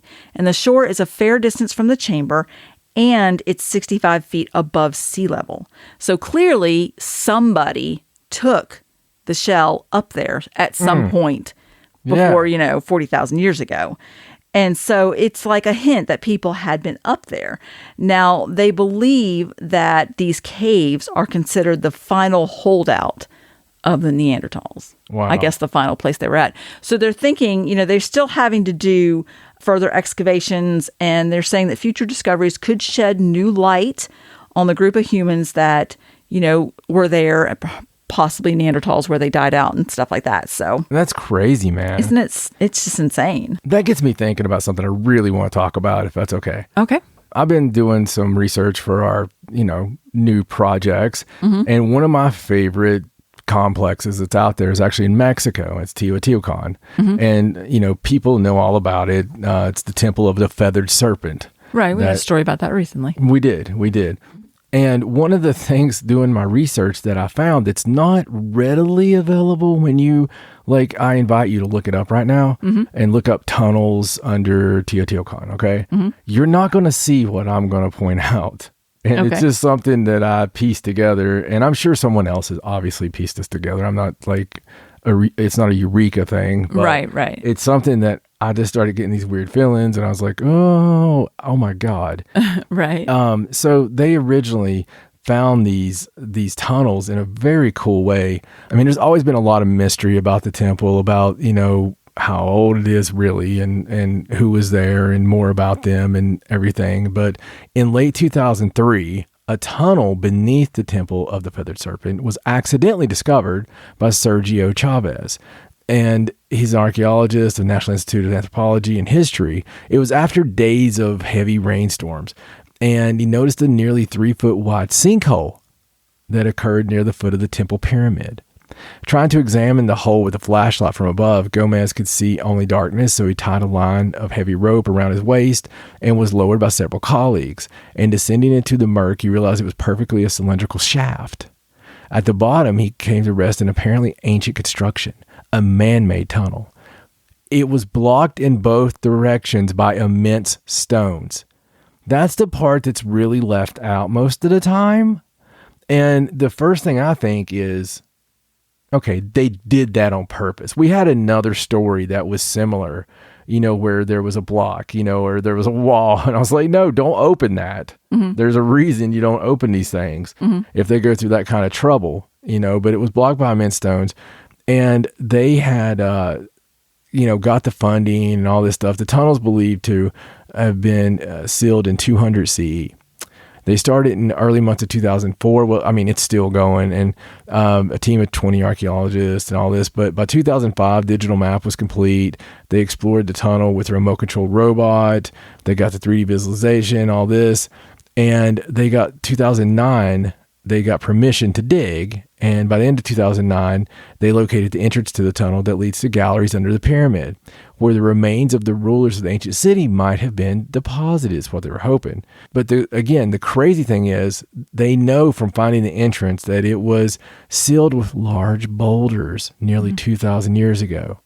And the hole that appeared in 2003 was not the actual entrance. It was a vertical shaft, almost 5 meters wide, for access into the tunnel, and it goes 14 meters deep. And the entrance leads to a nearly 100-meter long corridor that ends in a series of underground galleries in the rock.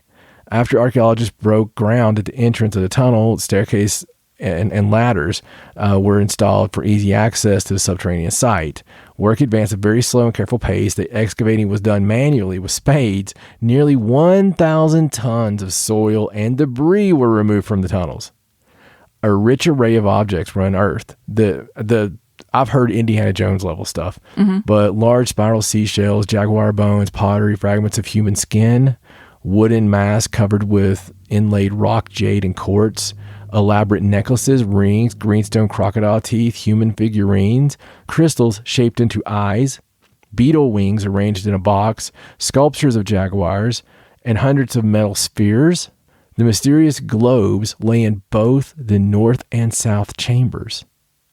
And that's another thing. I had a story just on those, by the way. Ranging from 40 to 130 millimeters. The balls have core of clay and are covered with a yellow substance formed by oxidation of pyrite. Originally, the spheres would have shone brilliantly because of the pyrite. And they're indeed unique, but they have no idea what they mean. And the artifacts were deposited deliberately, okay? Trying to appease the gods is what they think. At the end of the tunnel is a chamber representing the underworld, or a microcosm of the civilization. About 17 meters beneath the pyramid's center, a miniature mountainous landscape was used to hold objects, including a rubber ball representing the sun. Pools of liquid mercury in some of the tiny valleys represented the lakes. Also found were 4 greenstone statues wearing garments and beads, and their open eyes would have shone with precious minerals. 2 of the figurines were still in their original positions, leaning back and apparently contemplating up at the axis where the 3 planes of the universe meet. Probably the founding shamans of Teotihuacan, guiding pilgrims to the sanctuary and carrying bundles of sacred objects used to perform rituals, including pendants and pyrite mirrors, which were perceived as portals to other realms, which were there, dude. The walls and ceilings of the tunnel were found to have been carefully impregnated with mineral powder composed of pyrite and hematite, providing a special brightness to the place and to give the effect of standing under the stars as a peculiar recreation of the underworld. After each new segment was cleared, the 3D scanner documented the progress, and by 2015, nearly 75,000 fragments and artifacts have been discovered, studied, cataloged, analyzed, when possible restored. Significance of these new discoveries, it's publicly explored, major exhibition they've done, and all this stuff. Just very cool. They've not found those rulers, but they found this glorious representation of everything. But all this stuff was covered up, like blocked off, like do not go here. And I just think that is so crazy, because whenever we see this stuff, it's like, yo, number one, most of the time we don't know how these things got there in the first place, right, or who built them, or how old they actually are. And then you get down there and you find this stuff. It makes me think, I was talking earlier about how secret they keep the pyramids in Egypt. And we know there's the giant labyrinth. We know that there's the underground stuff there. Right. I wonder what magnificent stuff is underneath there, and having the pools of liquid mercury and those spheres, those things look strange as can be. It's just really weird to me, some of the stuff and some of the levels they went to. So whenever we hear something about these underground, and it's just crazy. It's one of the things that I really want to explore, because of, if you ever look at how many underground tunnels and caverns and cities there are all throughout Europe and probably North America as well, really, right, that just hasn't been found. And why? Why are they there? I mean, freaking Turkey is completely, got all the underground stuff. It's just nuts. Turkey's really weird anyway. Turkey is the strangest place on earth. But anyway, it's really exciting to me, all of this stuff, because there's so many mysteries left here on earth.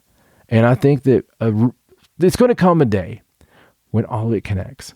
Right. Our search outwards is going to connect to our, artifacts and our search here. Right. I guarantee it. Just because it's too great. It doesn't matter if we're talking about, Saqsaywaman or what we're talking about. These things we can't really explain.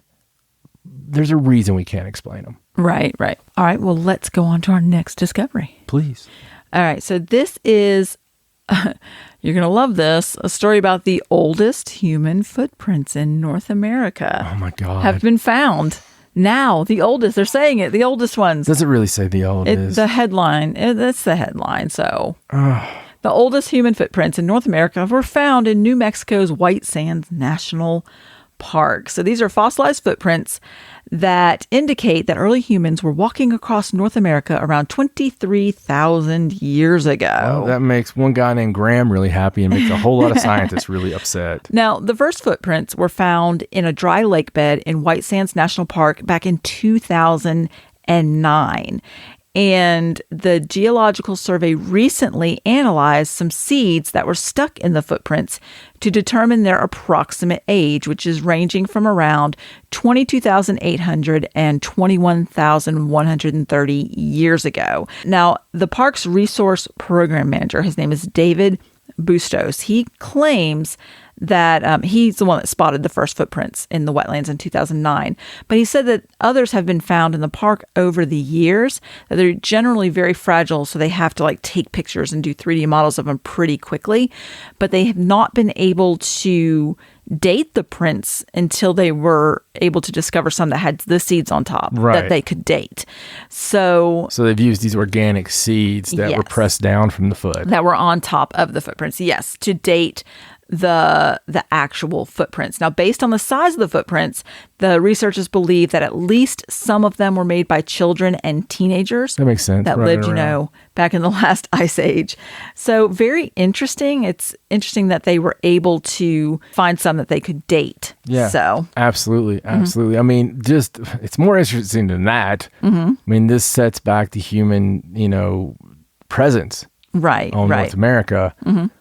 Quite a ways. I think before that we were at 15 or 18,000. Yeah, it was something like that. It pushed it back quite a ways. That they agreed to, and they begrudgingly agreed to that because if you go back, 10,000 years, that was when they should have been able to do the, come across the way they had speculated they came across. Right. And this blows that away. Of course, there's a lot of things if you go on more to South America that's already blowing that away to go way, way back. And it was there. There was people there. There were people here already. I mean, before the land bridge, because the land bridge was around also 30,000 years back, and it could have been then, or it could have been before then, or life could have originated in several places at once. There's another theory out there that it's not just Africa, that there's another place, that life kind of simultaneously came out. So who knows, man? It's very cool though that that has to be precise for them to say, yeah, that this is it. I mean, or as precise as they could get. Well, something that old. That changes history books. It does, and it makes them have to look at their previous theories. Yeah, they have to go deeper. I mean, they need to go deeper. Yes. Because they go to that certain level and they're like, well, anything below this wouldn't be human or whatever. Yeah. All right. So one more discovery. And this is about the world's oldest known. So they worded it correctly. The world's oldest known beads were found in Morocco. I thought you said the world's oldest gnome. Jesus, I that thought that would be quite a discovery. I think you're bearing the lead here. They found a gnome. Why wasn't this our lead story? Yeah. Jesus. So this is about some beads that were found in Bismone Cave, which is like a cave in a limestone mountain in western Morocco. And they found them, they believe that they go back as far as 142,000 years. And that would make these the oldest known beads found in Morocco. They're like shells that have the little holes, perforated through them so that they could be worn. And they claim that the earliest known beads previously to this dated between 103,000 and 122,000 years ago. Jesus. So these are significantly older. And the way that they dated them was they found them in a particular layer of silt, and they were able to kind of roughly date that layer that they found these shells in. Right. And of course, it's not an accurate dating system. So the layer itself is between 120,000 and 171,000 years old. Oh my God. So they're just they're proposing this date of at least 142,000 years. So technically they could be older. They may not be as old, but they could be older than that. You know, they say it showed that humans across North Africa were using, the same types of shells to make beads before any of these ornaments appeared widely, elsewhere in the world. And how, humans or people have been the same for how many thousands and thousands of years now? Right. I mean, people like to wear jewelry and they would adorn themselves with it. They speculate that it's, to draw attention to themselves, maybe to attract a mate. Right. You never know. Which is crazy because once again, you go back that far and we're making friendship bracelets. You know what I mean? Right. Like, they always try to say, well, they were lucky to pick their nose, and they're probably sniffing farts and whatever, and falling off the tree like that gif of the monkey, and we were so much more. It was always that intelligence was there. And that's what they're finding is these. It could have been way more advanced than all that. That's true. And they said that these particular shells, they found about 33 of them. They were found in the same layer as things like stone blades and scrapers, charcoal from ancient campfires, and fragments of animals that had been, Right. eaten. So they know that they are definitely belong to somebody. Somebody made them. It wasn't just an accident. There were shells there with holes in them. Right. So very interesting. It is. That's cool. All right. So let's move on and let's talk about the Conjuring House. Oh, yes. This is something. So the famous Rhode Island farmhouse that inspired The Conjuring has been put up for sale. Yes, it has. And you can go and look at the real estate. I believe it's Mott and Chase Sotheby International Realty. Has it for listing. It's a 3,109 square foot home. It has 8.5 acres. Of course, it's in Rhode Island. And it is one of the most well-known haunted houses in the United States. But Jen and Corey, I guess, they're selling it, but they're also selling the business along with it because it is a paranormal attraction now. It is. And they're great people. And, it's not... Listen, it's not a motivated by money type thing. No. They went through nothing but pure hell since day one, because people just want to be shady. But they've done really great with opening it up for, research and everything you would want. And whoever pays the amount, you're going to make that back quick because, and plus it's a beautiful, beautiful town. It's a wonderful little area and there's so much more to the area. Like when you get the house, you've got a lot of mysteries are still in that land and it's a PowerPoint as well. So even if you're in like ufology or whatever, this is something interesting. I hope that whoever gets it is also very research minded because listen, Corey and Jen are just really cool people. They're friends of ours and we think the world of them. And hopefully before it's completely out of their hands, I can sneak back up there. Yes, because we went up when they first bought it in 2019. But they did build it into a successful business. It is, they did all the hard work. They got the house. They made sure it was set up the way it needed to be. And they got the website, they got it started, they rented out, group events, regular paranormal attractions. So all the hard work's done. Yeah. Now you can just buy that and take it over. Right. So hopefully it'll go to somebody that keeps it open. I hope so. All right. So I have a few more stories here at the end, a couple of just interesting tidbits. You're going to love these. Tidbits. So this first one is about a California man who was given the fright of his life after he went to a cemetery and he stumbled across a century-old grave that had human hair sticking out of it. Oh my God.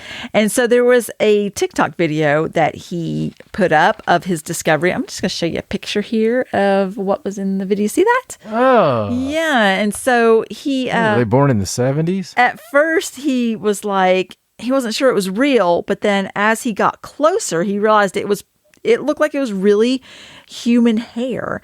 And he started to feel bad, after initially being scared and kind of getting away from it. He started feeling bad kind of for the family, like maybe this cemetery, this grave was being disrespected. And so he went back the next day because I think I didn't really understand this part of the story. I don't know if he was going to try and get like a sample of it to send to the coroner's office to see if it was actually human hair or if it was something else. But when he went back the next day, it looked like somebody had poked it back in the hole. Oh my maybe God. like a janitor or something. Oh my God. And when you watch, I didn't watch the video. I just saw the pictures. But when you watch the video, it does show that the cemetery has some really large trees. Yeah. And so I think what his consensus is after looking at the whole situation, you know, from all angles, is that maybe the tree roots have grown up and maybe is pushing the remains to the surface, because that is something that would happen. It's not a good idea to bury people underneath big trees, Right. because things like that can happen. Sometimes even natural disasters and things like that, you know, can disturb graves. But he believes that maybe that the tree was breaking the grave up, and then looks like maybe squirrels or rodents or something maybe were trying to use it as nesting material. Oh my God. Oh. But very very disturbing. Oh, jeez. I could have went all year without that one. I tell you, you found some really interesting videos on TikTok. I know I saw articles, 2 separate articles about people posting videos of their kids talking about their past life experiences, Yeah, that's really cool. which are really weird. Like there was one I saw with the mom where the kid was in the back seat just saying things like, yeah, when I was a baby before I got run over by a car, you know, things like Yeah. that. And she's like freaking out going, that's what my kid just said. And like they video it, you know, so you can hear them talking about it. It's very Yeah. strange. Yeah, well, I mean, that doesn't surprise me a bit, though. No. And it was funny because both of the stories I read, the kid was 4. Oh, Which is right at the right at the age. right age, yeah. So, all right. So this next story is about a Florida man. He's a gun collector, and he solved a mystery of Louisiana's long lost moon rock. Oh, wow. So there was this moon rock that was presented to the state of Louisiana by NASA Yeah. after the Apollo 17 mission in 1972. I know about that. And it was purchased at a garage sale by a Florida man who it was like embedded in a plaque. It was a little piece of the moon rock that had been embedded into a plaque and presented to the state of Louisiana. And he purchased the plaque at a garage sale because he purchases like old plaques and things to use the wood as stocks for his gun repairs. All right. And so he has just boxes and boxes of these plaques. And one day he was going through one of his boxes of plaques to look for some wood to use for one of his gun repairs. And he came across this one that had a really God. odd stone in it. And the inscription on the metal plate said, "This fragment is a portion of a rock from the Taurus Littrow Valley of the Moon. Oh my It was God. part of a larger rock composed of many particles of different shapes and sizes, a symbol of the unity of human endeavor and mankind's hope for a future of peace and harmony." Jesus, Lord. So he has no idea how it ended up being at that garage sale, and he doesn't even remember when he bought it. He said it was like at some point in the past 15 years. He said, "I can't even tell you how long I've had it. It's been in this box. I don't know how much I paid for it. I just buy plaques when I see them." Oh my God. To make gun stocks out of them. So he contacted the Louisiana governor's office and was directed to speak with the Louisiana State Museum. And they were like, "Just mail it back to us," because Oh my Louisiana, they're God. really good with their Yeah. stuff, you know. And he's like, "I'm not mailing this." He's like, "I'll hand deliver it." And he drove it to the museum and handed it over to They should- oh my the God. director. Funny enough, it says that this was the second lunar sample presented to the state of Louisiana, and the first one from the 1969 Apollo 11 mission was also considered lost for decades, but it was rediscovered in 2018 in the collection of the Louisiana Art and Science Museum in Baton Rouge. So, moral of the story, don't give expensive things to Louisiana. Yeah, they probably hawked it. They have no idea what happened. They just lose it. They're like, "Just mail it. It'll be fine." Louisiana, everybody. Yeah, I mean, it's, jeez. Oh, that priceless moon rock, it's here somewhere. I don't know. We'll find it. Does every state get a moon rock? I don't know. I'm not sure why Louisiana got one, but maybe. That's really cool if they do. It is really cool. And it was really cool, that guy, to just give it back like that. Like when he found it and realized what it was. It was Yeah, I nice of him wouldn't to have. call and be like, "Did you lose this?" No, sometime?" mine would be up on the wall. This next story is about some strange animal behavior, and this is about some river otters in Alaska. Now, a series of strange river otter attacks have left authorities scratching their heads, and they've had to put out a press release, a state of Who's Alaska attacking the otters? press release. Nobody's attacking the otters. The otters are attacking people. Oh. Yes. So the Alaska Department of Fish and Game have urged Anchorage residents to be alert around local lakes and rivers because there's a group of river otters that have recently attacked people and their pets. So on September 1st, a child was chased down by a group of 4 river otters, and one of them caught up and bit him. Oh my gee. And then this week, another woman was bitten while trying to rescue her dog from a similar group of river otters. Now, according to the Department of Fish and Game, this is very odd behavior for river otters, but they believe that it's the same group of otters. They don't think this is a widespread problem. They think there is a gang of river otters. Okay. So they're affiliated otters. They are. And they claim that they will hunt down these particular gang of river otters. And I'm not sure what they're going. It says in the press release, because of the risk to public safety, efforts will be made to locate this group of river otters and remove them. My God. But due to their aggressive behavior toward people and pets, they don't know that they're going to be able to relocate them. They may just have to put them down. But it's not a widespread problem. And, it's 2 different locations. I like putting down otters. These attacks happened in 2 different locations, but otters, travel by waterway. They travel over great distances through the waterways and stuff. So they believe that since it's not a widespread problem, it's just this one gang, just this one problem otter gang. So they otter know not to mess with them. Isn't that weird though? I mean, just they don't have rabies or anything. Like there's not an illness going around. It's just these 4 specific otters have a chip on their shoulder. It's evolution, baby. Decided to start. They're just done. They're over it. They're over all the humanity. It's the tell on. So let's do this story from Ohio. And this is about, it's haunted house season. Yeah. Getting to be that time of the year. It is. And in Ohio, a haunted house actor was fired and charged after he accidentally stabbed an 11-year-old boy with a real knife. Good God. Yes. So this kid was 22. He was working at the 7th floor of Hell Haunted House. And he'd be dead. He was I'd kill that. I mean, it'd be, I don't know what happened. He got crazy. He stabbed this kid, and then all of a sudden this big bald dude just ripped him to shreds. Stabbed him in the foot. Well, what it was is he was scraping his knife on the ground, and the kid was like, "That's not a real knife. I'm not afraid of you. That's not a real knife." And the guy was like, "Oh, it really is," and was like touching his shoe with it, and accidentally stabbed him in the foot and got a scratch on his toe. Now he's not supposed to have a real knife. He brought it from home. Nobody has any idea why he brought a real knife to a haunted house or why he would stab a kid's shoe with it. He did feel really bad about it. He didn't. Yeah, he stayed with the kid until the kid got taken to, to be looked at, and he got fired, and he apologized, but now he's being charged. Obviously, I would do the same if you stab my kid in the foot with a knife. I mean, that's just ridiculous. What are you thinking? A kid's going to say that's not real. I mean, that's of course. That's it's just not supposed to be real. Well, I mean, that's just how it works. Like, right. At wrestling, there's little kids all the time. They're like, you're a dirtbag. You know what I'm saying? I mean, they're going to say stuff. They're little kids. You got to expect that. Right, if you're acting in a role where you're a haunted house monster or you're a bad guy or something like that, dude, kids, they love doing stuff like that, and you just got to be that kid. I tell you right now what happened. He got mad at that little kid, calling him out or whatever. He's like, "Oh yeah, it's real." He did. Yeah. 22 years old. He probably didn't think he would kick the kid's foot. He probably thought he was going to put a hole in his shoe or something. Or something, right? Yeah, I don't know. I mean, I have no idea. Well, I wouldn't, I'd be up in the air about the charges if it wasn't the fact he had a real knife. He shouldn't have had a real knife. No, he shouldn't. He brought it from home, and he should not have had it. It was definitely, he was old enough to know better. Poor Ohio, everyone. Yes. Ohio. All right, last story. I love this one. It's from Turkey.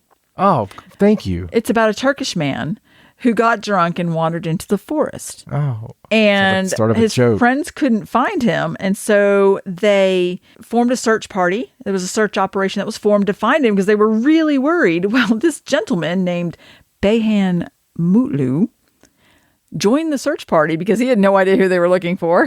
And so at some point during the search, people started shouting his name. And he was like, "Wait, hey, I'm right here. Oh my God. And everybody's like, what? So he was unknowingly Oh my searching God. for himself. I don't know how long they searched before they started hollering for his name, but I guess he had been drunk. So I guess he was still kind Oh of my God. out there. And so after a while he was like, wait a minute. Who are you looking for? And they told him, he's like, no, I'm right here. And so when police realized that the man that they were looking for had joined his own search party, I guess they all had a good laugh and they gave him a ride home. I don't know, but that's hilarious. It is the start of a joke. Man got drunk and wandered off into the woods. I mean, and then joined his own search party. that's classic. I wish that they didn't mention, I wish I have known how many hours they searched before they realized that he was helping them. Can you imagine the dogs? The dogs they're like, we're not sure what's going on with the dogs. They keep circling back, sir.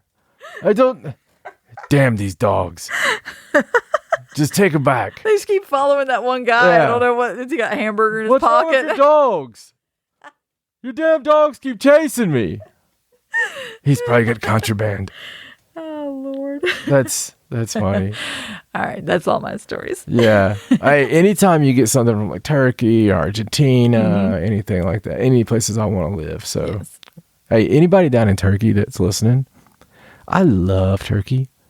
I really do. You got so much crazy, cool stuff down there. That's just awesome to me. And I know I've got my Argentina contingent here. So, and Brazil, by the way, anybody in Brazil that wants to, have me come down and bring all my goodies and we can ghost hunt and stuff. You guys have a lot of UFO stuff going on right now. And I don't know what's going on in Brazil, but like Sao Paulo and everywhere, there is some of the best UFO sightings I've seen in a long time. Not just UFO sightings, like weird stuff. So anybody that's into that stuff, look up some, Brazil UFO sighting, Brazil weird lights and stuff. You'll find like 1 million right now over the past few days. But for my, that's all I got right now. So for my lovely, incredibly sexy Saqsaywaman, I'm John. So long from the sideshow. Good night.